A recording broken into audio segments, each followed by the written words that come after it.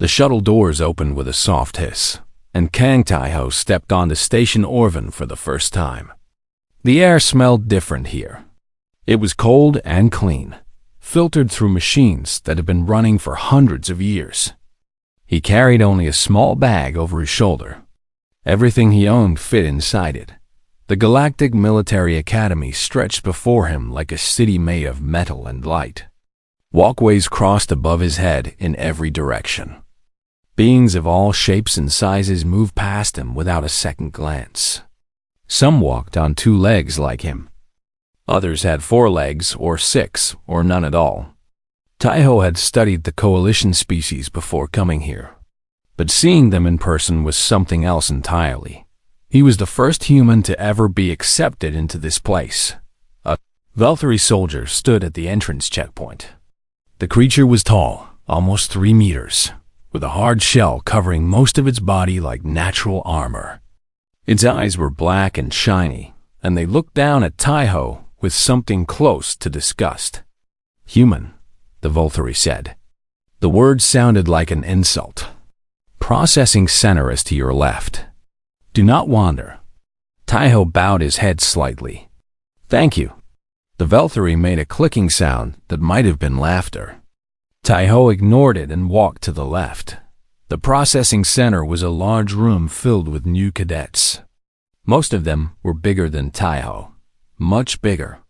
A group of Moraks stood in one corner. They had 4 arms each and muscles that looked like they were carved from stone. Their skin was gray and rough. One of them noticed Taiho and nudged his companion. They both stared at him like he was some kind of strange insect. Taiho found an empty spot and waited. An hour later, the cadets were sorted into squads. Taiho was assigned to Squad 17. His squad mates were already waiting when he arrived at the barracks. The first was Bora, a female Quarren. Her body was covered in silver scales that caught the light when she moved. She was slim and graceful, built for speed. Her eyes were large and golden, and they studied Taiho with cold curiosity. The second was Hull, a young Velthari. He was smaller than most of his kind, but still towered over Taiho.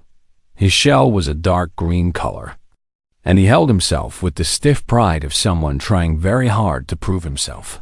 The third was Dren. He was a Morak, and he was massive. His forearms were crossed over his chest, and his small eyes burned with open hatred when he saw Taiho enter. "This is a joke," Dren said. His voice was deep like thunder. "They put a human in our squad." "A human?" Bora tilted her head. "I've never seen one before. They are smaller than I expected." "They are weak," Hull said. He did not look at Taiho. Everyone knows this. Humans are the weakest species in the coalition. Taiho set his bag down on the only empty bed. "My name is Kan Taiho. I look forward to training with you." Dren laughed. It was not a friendly sound. "Training? You will not last 1 week. Your bones are soft. Your muscles are thin. You have no claws, no armor, no venom. What can you possibly offer?" Taiho did not answer. He simply began to unpack his bag. The first physical assessment came the next morning. Instructor Graal, a scarred Morak with only 3 working arms, led them through a series of tests: strength, speed, reflexes, sensory abilities. Taiho finished last in every single one. In the strength test, he could barely lift what Dren lifted with 1 arm. In the speed test, Bora completed the course before Taiho was even halfway done. In the reflex test, his reaction time was almost 3 times slower than Hull's. The other cadets watched. Some laughed. Others shook their heads in disbelief. Instructor Graal stood before Taiho at the end. "Human, you are aware that cadets who cannot meet minimum standards are expelled?" "Yes, Instructor." "You are aware that you did not meet minimum standards in any category?" "Yes, Instructor." Graal leaned closer. His breath smelled like copper. "Then why are you still here?" Taiho met his eyes. because the assessment is not over yet. Graal stared at him for a long moment. Then he walked away without another word. That night, Dren cornered Taiho in the barracks. His four hands grabbed the human by the shirt and lifted him off the ground like he weighed nothing. "Listen to me carefully, little human," Dren growled. "Because of you, our squad is now the weakest in the academy. Because of you, we will be mocked. Because of you, I might fail. If you have any honor at all, you will quit now and save us the shame." Taiho hung in the air, his feet dangling. "I am not going to quit."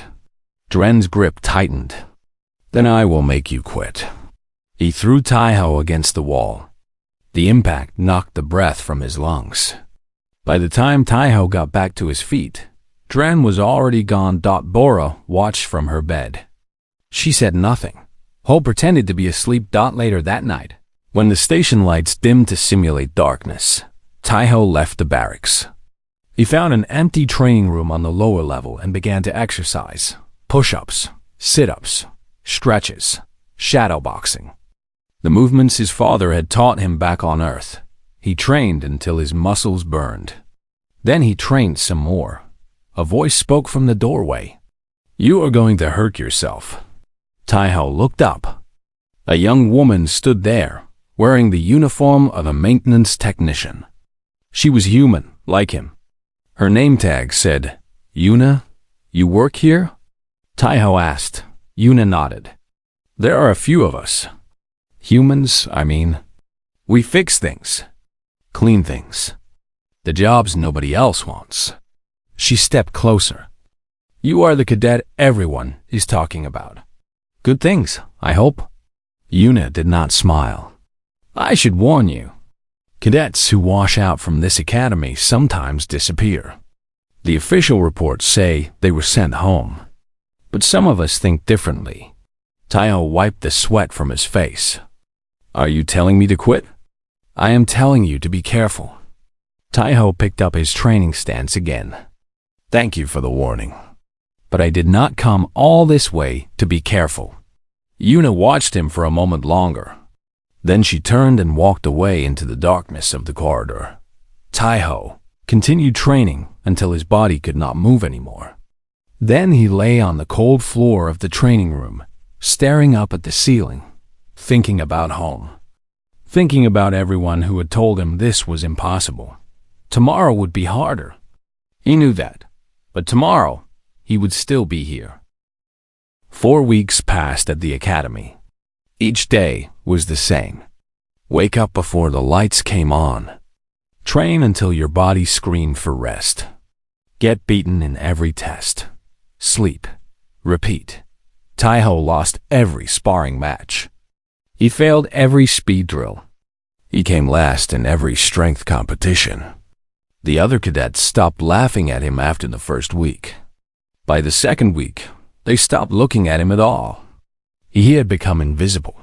A ghost that everyone tried to forget existed.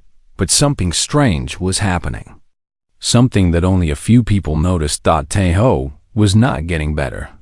Not in the ways the academy measured. His strength did not increase much. His speed stayed slow. But the way he lost was changing. In his first sparring match against Bora, she had defeated him in 9 seconds. In his 10th match against her, it took her almost 2 minutes. She still won easily, but something was different. Taiho was learning her patterns. He could see her attacks coming before she made them. His body could not react fast enough to stop her, but his mind was keeping up. Bora noticed this. She began to watch him more closely. One evening, she found him in the training room. He was practicing the same defensive move over and over again. His form was wrong by Quarren standards, but there was something efficient about it. Something designed to save energy rather than spend it. "You learn differently than us," Bora said. Taiho stopped and looked at her. "What do you mean?" "When I train, I try to be faster, stronger, to improve my natural gifts." She tilted her head, her golden eyes reflecting the light. "But you do not do this. You watch. You adapt. You change your methods based on who you are fighting. Taiho wiped his forehead. I cannot become faster than you, so I have to become smarter. But you still lose. Yes, but I lose slower every time. Bora considered this. In her culture, losing slower was still losing. But there was something in Taiho's voice that made her uncertain. A confidence that should not exist in someone who had never won a single fight. Meanwhile, Dren's anger was growing. Every day, he was reminded that his squad contained the weakest cadet in Academy history. Other Morak mocked him in the eating hall. They said he was babysitting a pet human. They said Squad 17 was a joke. Dren blamed Taiho for all of it. One night, Dren approached Taiho in the barracks. Hull was there too, watching but saying nothing. Bora had already left for night patrol duty. Human, Dren said, I have a challenge for you. Taiho looked up from the book he was reading. It was a manual on coalition combat tactics. What kind of challenge? A fight. Just you and me. No instructors. No rules. The lower decks. Tonight. Hull made a small sound of surprise. Dren, that is against regulations. I do not care about regulations, Dren growled. I care about teaching this creature what it means to share a squad with warriors. He looked at Taiho. Unless you are too scared. Taiho closed his book. I will be there. The lower decks of Station Orvin were dark and cold. Old storage rooms and abandoned maintenance tunnels stretched for kilometers. Nobody came here except criminals and fools. Taiho arrived first. He waited in an empty cargo bay, his breath making clouds in the cold air. Dren came a few minutes later. He was not alone. A dozen other cadets followed him. Morak, Velthari, Quarren. They wanted to watch the human get destroyed. No one leaves until this is finished, Dren announced. He cracked his 4 sets of knuckles. Are you ready, little human? Taiho raised his fists. Ready. Dren charged. The first blow hit Taiho in the chest and sent him flying backward. He crashed into a metal container hard enough to dent it. Before he could recover, Dren was on him again. 4 arms meant 4 fists, and they came from every direction at once. Taiho blocked what he could. Most hits got through. He tasted blood in his mouth. He felt something crack in his ribs, but he stayed on his feet. Dren grabbed him and threw him across the room. Taiho hit the ground and rolled. His vision blurred. His whole body was on fire with pain. He got back up. Dren hit him again. And again. And again. Each time, Taiho fell. Each time, Taiho stood back up. The watching cadets grew quiet. This was not entertaining anymore. This was something else. Something uncomfortable to witness. Dren was breathing hard now. His gray skin was covered in sweat. Beating the human should have been easy. It should have taken seconds. But minutes had passed. Many minutes. And the human would not stay down. Why? Dren shouted. He grabbed Taiho by the throat and lifted him off the ground. Why will you not quit? You are broken. You are bleeding. You cannot win. Taiho's face was a mask of blood. One eye was swollen shut. His lips were split. But somehow, impossibly, he smiled. Because, he whispered through broken teeth, giving up hurts more. Dren stared at him. For the first time, there was something other than anger in his eyes. There was confusion. And underneath that, something that might have been fear.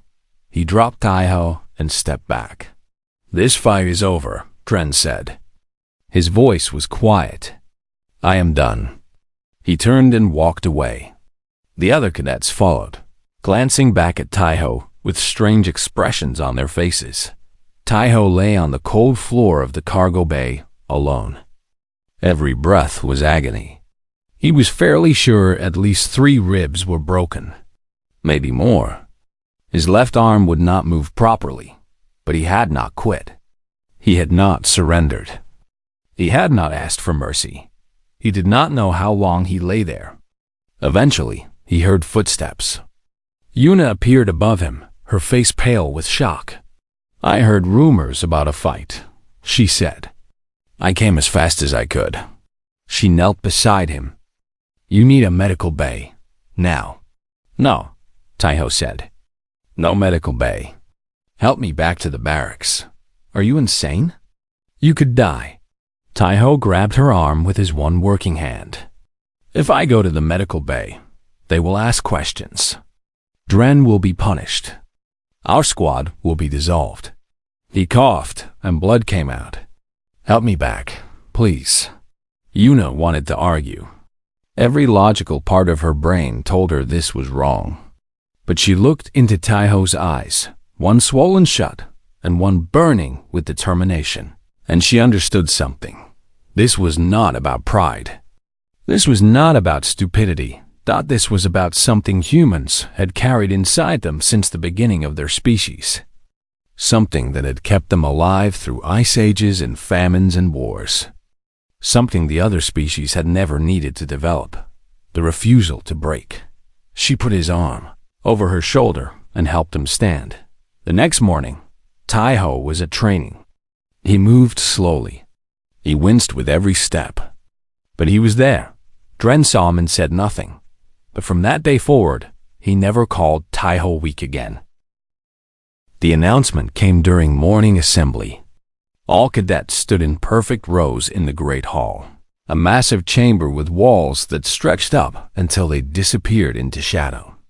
Thousands of beings from dozens of species waited in silence as Commander Valus stepped onto the raised platform.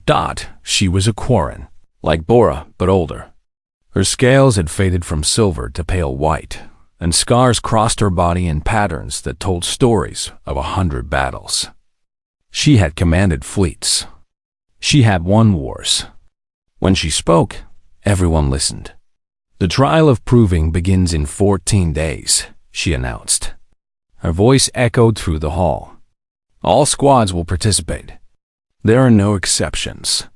A murmur ran through the crowd. The trial of proving was legendary. It was the ultimate test of the academy, a combat gauntlet designed to push cadets beyond their limits. Squads that failed were disbanded. Cadets who performed poorly were expelled and never allowed to return. Commander Valus continued. "The trial will take place in the arena. The environment will be randomized. Enemies will be simulated. Each squad will face challenges of strength, speed, endurance, and combat. Only the worthy will pass." She paused and let her gaze sweep across the assembly. "Some of you will fail. Some of you will break. This is expected. The coalition does not need soldiers who break. It needs warriors who endure." The assembly was dismissed. Within hours, the news had spread to every corner of the station. Squad 17 became the subject of endless discussion. Not because anyone thought they would win, but because everyone wanted to know how badly the human would fail. 3 squad leaders approached Commander Valus directly. They requested that Taiho be removed from Squad 17 and reassigned elsewhere, or better yet, expelled entirely. "His presence weakens the entire squad," said the leader of Squad 3, a massive Velthari with golden armor. "They will be eliminated in the first round because of him. It is not fair to his squadmates." Commander Valus listened without expression. When the squad leaders finished speaking, she was silent for a long moment. "The law is clear," she finally said. "Squads remain as assigned. No exceptions. But Commander, the human cannot possibly compete at our level." Valus fixed her pale eyes on the Velthari. "That is not your concern. Dismissed." The squad leaders left, frustrated and angry. But the law was the law, and even they could not change it. Back in the Squad 17 barracks, the mood was tense. Hall paced back and forth, his hard shell clicking against the floor with each step. Bora sat perfectly still, her eyes closed in meditation. Dren stood by the window, staring out at the stars. Taiho sat on his bed, reading reports about previous trials. He had found them in the Academy archives. Most of the information was basic, but some patterns were clear. The trial always included combat. It always included environmental challenges. And it always included at least one test of endurance. "We are going to fail," Hull said suddenly. "Everyone knows it. We are the weakest squad because of—" He stopped himself, glancing at Taiho. "Because of me," Taiho finished. "You can say it." Hull turned to face him. "Why do you not just leave? You could request a discharge. You could go home. No one would blame you. Would you leave?" Taiho asked. "That is different. I have something to prove. My family has served in the coalition military for 8 generations. If I fail here, I shame them all, and I have nothing to prove?" Hull made a frustrated sound. "What could you possibly have to prove? Humans are not warriors. You have no military tradition. Your species only made contact with the coalition 20 years ago. You are here because the politicians wanted a symbol, not because you earned it." Taiho closed his datapad and stood up. He walked toward Hull until they were face to face, or as close as possible, given the height difference. "On Earth," Taiho said quietly, "we have a saying. Fall 7 times, stand up 8. Hull stared at him. "What does that mean?" "It means that failure is not the end. It means that what matters is not how many times you fall, but whether you get back up." Taiho held his gaze. "I have not fallen 7 times yet. And until I do, I will keep standing." Hull did not reply, but something flickered in his black eyes. Uncertainty, perhaps, or the beginning of respect. That night, Bora found Taiho in the observation deck. He was standing by the massive window, looking out at the stars. Thousands of them. Millions. Each one was a sun, and around many of them, worlds spun with beings who had never heard of Earth. "You are thinking about home," Bora said. Taiho nodded. "Sometimes. Not often." She came to stand beside him. "I have been studying your species. We Quarren keep records of all coalition members. The files on humans are thin. You are new, unknown. What did you learn?" Bora was silent for a moment. "Your bodies are weak by coalition standards. Your senses are dull. You have no natural weapons or armor. By all measurements, you should be prey, not predators." "And yet we are predators," Taiho said. "Yes, that is what confuses me." She turned to face him. "How did you survive? On your world, there were creatures larger than you, faster than you, stronger than you. How did humans become the dominant species?" Taiho smiled slightly. "We ran. You ran?" "Not away. We ran toward our prey. For hours. For days. We could not catch animals in a sprint, so we chased them until they collapsed from exhaustion. We evolved to endure what other creatures could not. Our bodies cool themselves through sweat. Our legs are designed for long distances. Our minds can push through pain that would stop any other species." Laura considered this.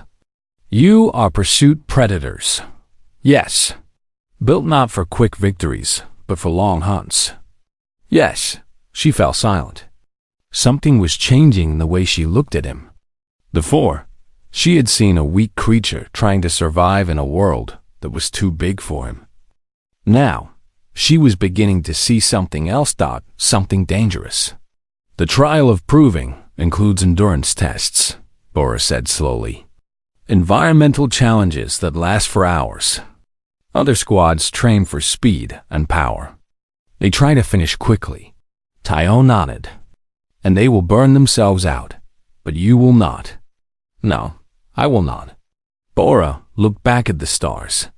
Somewhere out there, a small blue world spun around a yellow sun. A world that had produced a species that refused to stop, that refused to quit. that refused to break. "We might not lose," she said quietly. Taiho stood beside her, watching the stars burn in the endless dark. "No," he agreed. "We might not." 14 days. That was all the time they had left. Taiho intended to use every second of it. The final challenge was simple in design, but brutal in execution.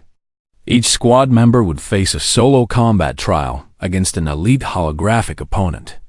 The opponent would be designed specifically to counter their strengths and exploit their weaknesses. If even one member of the squad failed, the entire squad would be eliminated. The arena had transformed into a massive circular ring surrounded by viewing galleries. Thousands of beings filled the seats. Cadets, instructors, officers, and civilians had come to watch the final stage of the trial. The air hummed with excitement, and tension. 7 squads remained. 28 cadets. Only one squad would be declared the champion. Squad 17 waited for their turn. They had made it further than anyone expected, further than anyone believed possible. But the hardest test was yet to come. Dren went first. His opponent was a creature of pure speed, designed to strike before his forearms could defend. The fight was brutal and close. Dren took heavy damage, but his endurance carried him through. When his opponent finally fell, he stood victorious, bleeding from a dozen wounds, but still standing. Hull went second. His opponent was a specialist in shell-cracking weapons, designed to break through his natural armor. Hull fought with everything he had, using techniques he had never attempted before. When the hologram dissolved, Hull collapsed to his knees, his shell cracked in 3 places, but alive. But victorious Bora went third. Her opponent was a creature that could predict movement, making her speed useless. She had to fight in ways she had never trained for. Slow, methodical, patient. It went against every instinct in her body. But she remembered what Taiho had taught her about adaptation, about changing your approach when your natural gifts were not enough. She won, barely, and had to be helped off the arena floor. Then it was Taiho's turn. He walked into the ring alone. The galleries fell quiet. This was what everyone had been waiting for. The human, the weakest cadet in Academy history. The creature that should have been eliminated on day 1. His opponent materialized in front of him. It was perfect. That was the only word for it. The holographic enemy was faster than Bora, stronger than Dren, more armored than Hull. It was everything Taiho was not.